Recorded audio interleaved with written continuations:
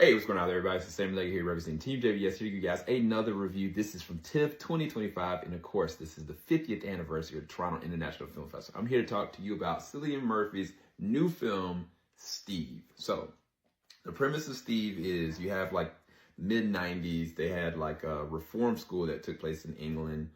It's a last chance reform school. So some of these kids, they've got troubled like records, whether they've stolen something, broken the law, done something, but they also are dealing with a mental impairment. There's different things that they're dealing with psychologically and mentally that they are not able to deal with, whether it is dissociative disorders, whether that is dealing with very strong, I don't want to spoil it too much, let's just say a high depression or an involuntary response where they can't keep their stability. Over sensory, different things that are causing them from the public's perception to be monsters or unstable members of society. And Steve is the person that is kind of like the headmaster of this organization, along with a amazing staff that are right now at a place where they're underfunded and they are trying to hold on to this school as long as they can. First off, this is an Oscar winner. So Cillian Murphy, he's always going to give 1,000%. But I did not anticipate this movie to hit me on an emotional level that I just did not. I wasn't prepared for it. Because I think that the biggest thing that I got, the biggest proponent I got for it is that Cillian Murphy's character, Steve, when you see him in the thick of it, and this is just accounting for a day, you're like, man, this man is doing so much. He's given 1,000% to these kids, and he's fighting all these different battles. But you really don't, from the outside, you don't see what he's really dealing with. And that anybody, regardless of what you got going on, like if you have kids or if you have other responsibilities, you don't necessarily, those ones that you're responsible for don't see all that. But the people on the outside that you're, even spending more time with in your family, see how much stress and how much it's putting you through. And he is playing that to a T. It is near perfect performance because there's different levels to you unpacking what he's dealing with. And also they do a really good job of chopping it up.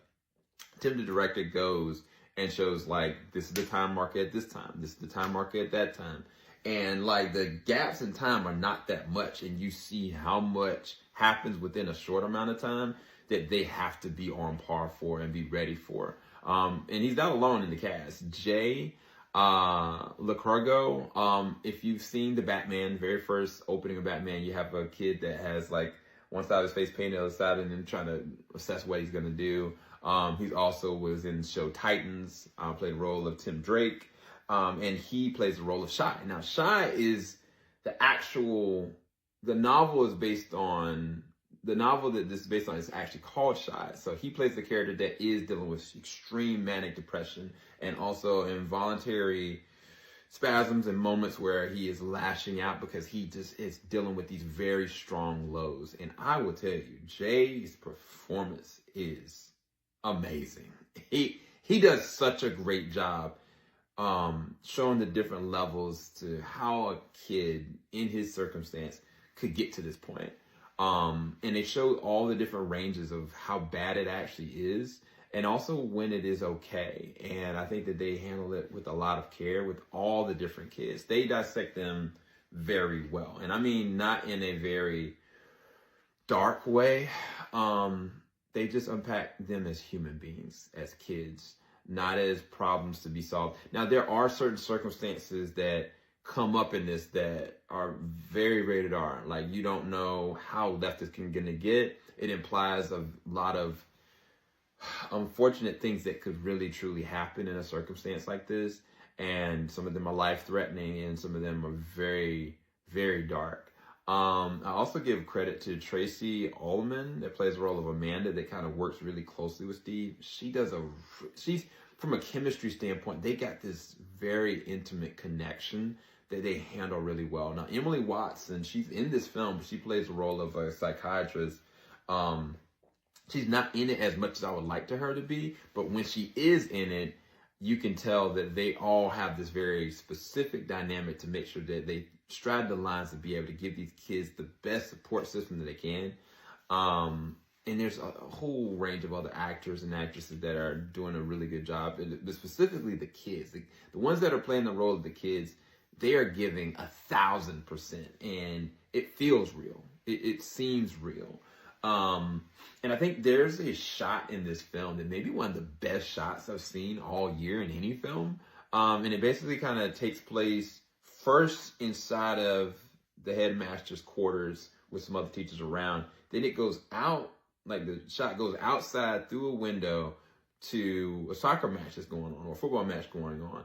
Then it goes out to a lake, and they have music playing in symmetry with how they're designing it. And it is, I honestly am telling you, and I think they had to have used like a drone shot, a stabilizer, and a couple other things to make this work, but it is seamless. It looks, and it's also at times a slow motion crawl where it actually transitions out. And there's a lot of amazing scenes that I feel like they handle really well within this film. And sometimes like it may be like a nighttime shot. You're not assessing what's real and what's not. Sometimes like a character may be thinking something and their perspective changes and shifts. Sometimes it's a very dark and heavy scene, and they shoot it with a lot of care. But at the same time, they allow it to be as natural and as raw, giving the illusion or even the tension that anything could go left very quickly. And I think the other thing about it, in the confines of everything that's happening, like there are news people that are trying to paint a picture on what is actually happening versus what they're trying to do. And that in and of itself is kind of storytelling as well. And it's allowing some really good transitional moments. And some really harsh moments as well. Steve is a very heavy film. It is not for the faint of heart, but it is very well acted. It is very well done. It is one of the better films at TIFF that you'll get. And whenever you do get a chance to go and check it out, I think that you will appreciate it as much as I do. And I think for it to be only an hour and 32 minutes, it feels so heavy and so raw and so real that by the time you get to the last few minutes of it, you're going to be like, wow, I cannot believe that. And for better or for worse, I'll put it to you like that.